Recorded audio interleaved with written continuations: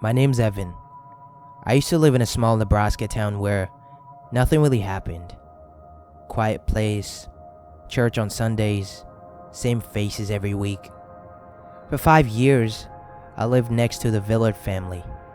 Daniel Willard, his wife Miriam, and their 3 kids. Jonah, 12, Lily, 9, and baby Marcus. Daniel was stiff, polite, the kind of guy who tucked his shirt even to take out the trash. Miriam was soft-spoken, always in long sleeves, even during heat waves. The kids were quiet, but seemed okay. Jonah was in my class a few times. I'm a substitute teacher, so I saw them both at school. Jonah was sharp. Lily was different. She once drew a picture of her house on fire with her family smiling inside it. But what stood out most about them was dinner. Every Sunday evening, without fail, their house filled the air with the thick smell of roast meat. Not just beef. It was heavy. Too heavy. Like something gamey, metallic, and oily. You could smell it from the driveway. Daniel used to wave and say, "You should stop by. Break bread with us." I always said no. Then one Monday morning, Jonah didn't show up to school. No one saw him on the bus. The principal got a note saying he had been sent to a religious character retreat for a few months. Strict discipline. No phones. It sounded weird, but it's Nebraska. No one pressed. Except me. Because that Sunday, Daniel personally came to my door. He looked calm, happier than usual. He said, "We're having a peaceful dinner. You should come. Jonah's favorite meal." I hesitated, but curiosity got the better of me. The house was spotless, too clean. The dining table was already set when I arrived. Miriam served thick cuts of dark meat, soaked in a heavy brown gravy. Lily didn't speak. She just sat there, hands folded, staring at her plate.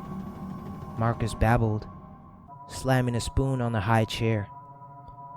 Daniel cut the meat like it was a ritual, slow, precise, silent. I took a bite. It was soft, chewy, but wrong, like eating something that wasn't meant to be eaten. I asked, "What kind of meat is this?" Daniel smiled. "Something close to home." Lily spoke for the first time. "When is Jonah coming back?" Daniel didn't even blink. "Jonah's with us," he said. "He'll never leave again." The room went quiet. I pushed my plate away. I made an excuse and left before dessert. 2 weeks later, Lily vanished too. This time, no note, no explanation, just gone.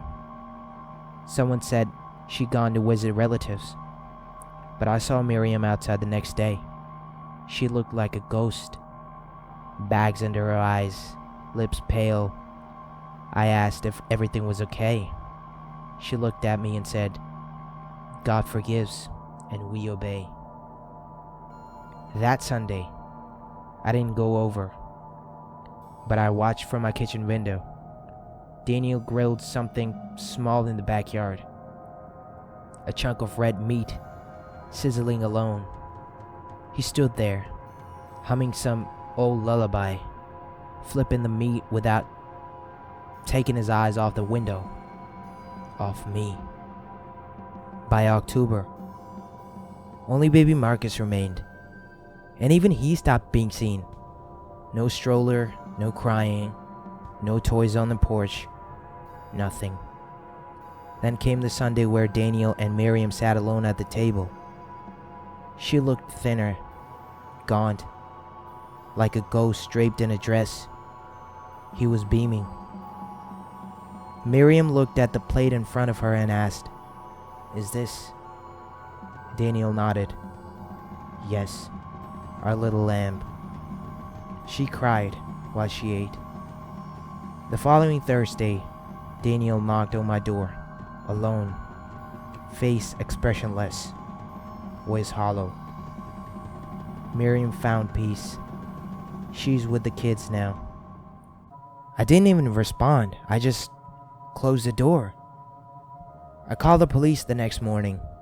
They showed up, talked to him, came back with nothing. Daniel had documents, forged, obviously, showing his wife had moved out and taken the kids. Travel tickets, letters, even fake emails. They couldn't even arrest him on a hunch. The smell of a roast meat continued for 2 more Sundays. Then it stopped. The house went silent. The curtains closed, lights off, mail piling up. Then one day, Daniel was just gone. No moving truck, no goodbye, just vanished. After a month of nothing, I broke in. I know how that sounds, but I had to. Something was wrong in that house. I could feel it in my bones. The inside was spotless, like no one had lived there in weeks. But on the kitchen table, there was a single item left behind. The leather-bound journal. Next to it, an empty baby bib, a fork, and a wine glass with a single lip print on the rim. I opened the journal. I shouldn't have done that. Entry 1. Jonah. Jonah fought too much. 12 was a difficult age. Too many questions, too much strength. He screamed when I opened the first vein. I told him he was being reborn. I drained him slow. Miriam held his hand until it went cold. The thighs were tough, but the backstrap was worth it. We prayed before the first bite. Entry 2. Lily. She kept asking where Jonah was. I told her he had gone to heaven. She believed me. I gave her warm milk laced with Benadryl. She slept in my lap. I kissed her forehead before the final cut. Ribs were soft, clean. Miriam didn't eat that night. I told her it was worse to waste her than to mourn her. Entry 3. Marcus. He didn't cry, just smiled. Marcus always smiled. He thought we were playing when I put him in the sink. It was like cutting warm clay. His bones didn't crunch, they folded. His fat rendered perfectly. I saved his cheeks for Sunday. Miriam kissed his forehead before we served him. Miriam didn't beg until the knife touched her skin. She tried to run. I caught her by the hair. She clawed at the floor, left blood streaks with her nails. The first cut wasn't deep enough. Her back opened slow, like splitting wet fabric. She screamed until her voice cracked. I pinned her, knee on her neck, while I kept cutting.